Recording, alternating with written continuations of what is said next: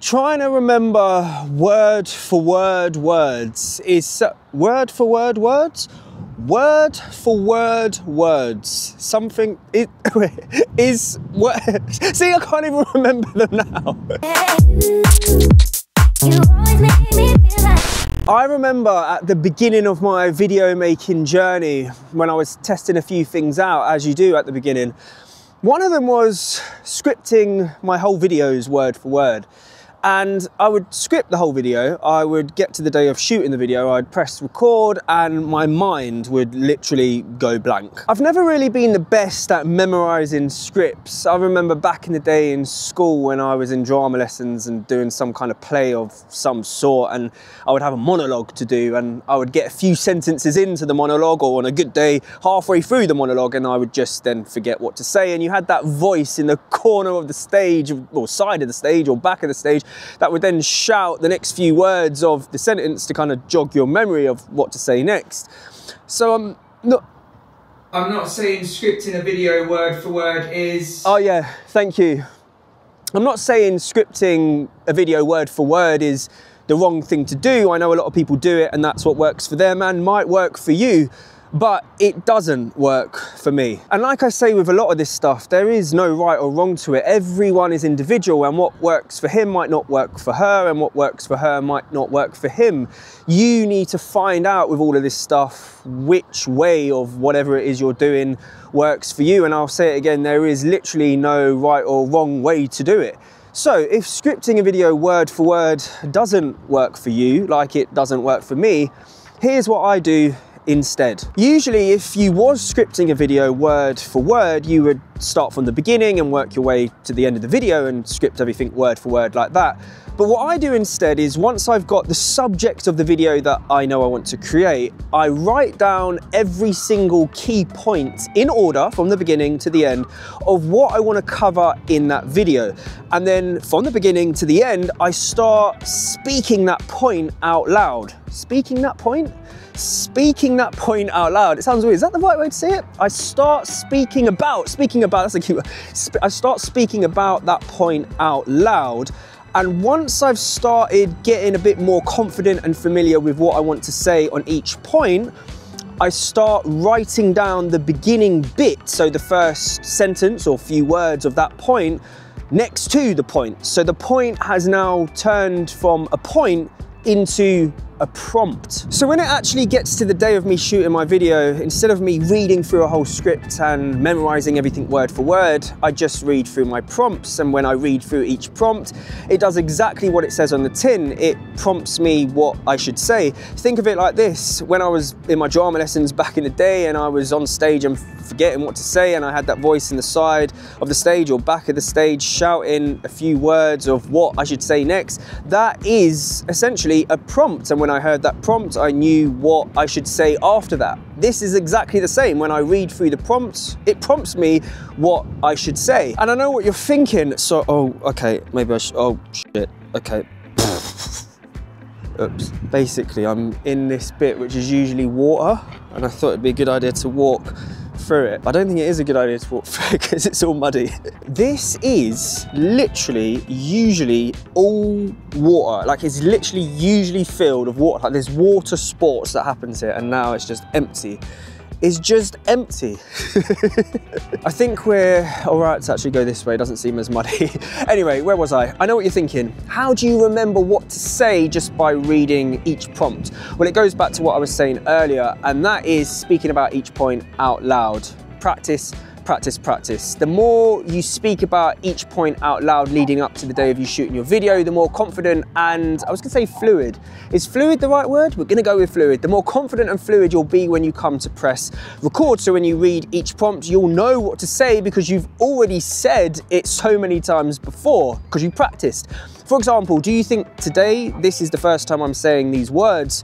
No, I've practiced and practiced leading up to it. So when I've read the prompt for this section of the video, for example, I knew what I should say. But am I saying things word for word like I did yesterday when I was practicing this?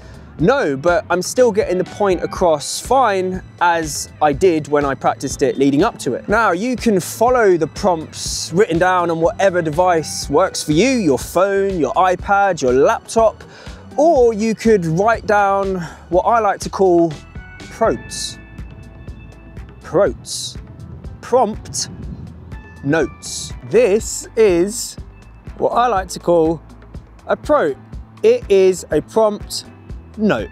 So instead of following off your phone, your iPad, your laptop, you can literally write your prompts down on something like this, like I've done, stick them to your camera, and then all you've got to do is glance down at them and you should know what to say or do just by reading that prompt or note. Let's take a look at some of the ones from the beginning part of this video so you can see we've got intro and then we've got our first prompt. So everything in quotation marks is a prompt, everything in brackets is just notes, and just ignore my handwriting. It's so bad. So you can see that the first prompt is remembering word for word words. Remember that bit at the beginning? And then the next prompt is I remember at the beginning of my video making journey. Remember that bit? If we move on to the next one, you can see I've never been good at memorizing scripts. And then under that, I've got a note. So not a prompt, just a note, because I put it in brackets. And that literally says, talk about drama lessons and pause to recreate voice shouting from back of stage.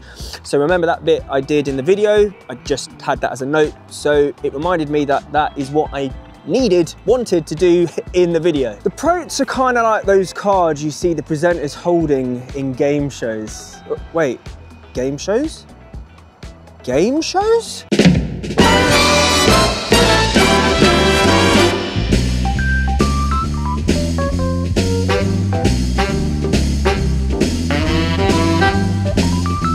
Welcome to Guess the Word, the only game show on YouTube where you literally have to guess the word. And welcome to all of our contestants today. You, and you. Pens and papers at the ready. The rules are pretty simple. All you need to do is guess the word. Question number 1. What starts with M and ends with C and has Mickey Mouse in the middle? What word starts with M and ends with C and has Mickey Mouse in the middle?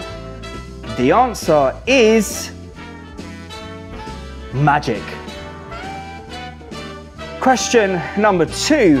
What starts with W and ends with D and has magic in the middle? What starts with W and ends with D and has magic in the middle?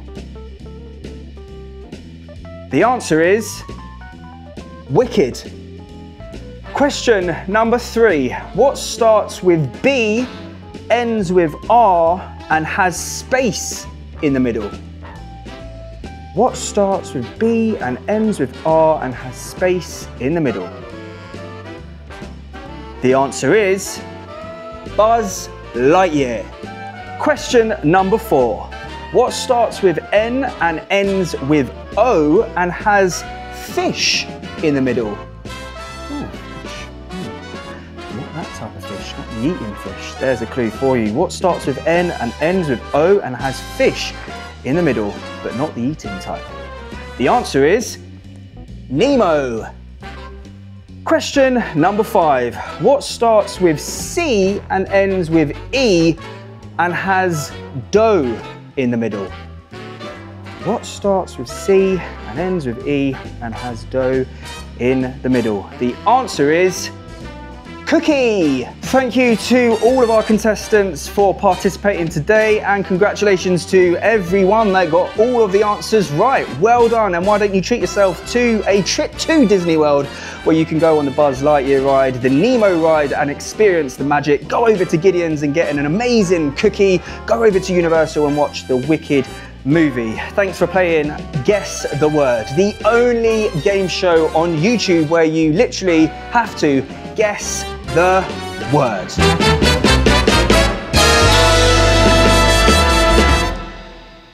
You can write down whatever it is you want on your prompts. You can write down prompts, you can write down notes, you can write down prompts and notes, or you don't have to write anything at all and follow things just on your phone, your iPad or your laptop, because this system might not work for you. And you know what? It doesn't work for me all the time either, because there are some situations where I'm outside and it's raining, and if I was to use this system, let's be honest, it would just be a soggy mess.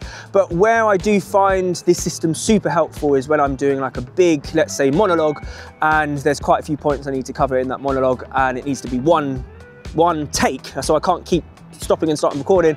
And having something like that stuck to the camera, I can just quickly glance down and then I know what to say after that. And the reason why they're black is so you can't see the reflection in my sunglasses. There's a little secret that wasn't actually in the plan, but there you go. Right.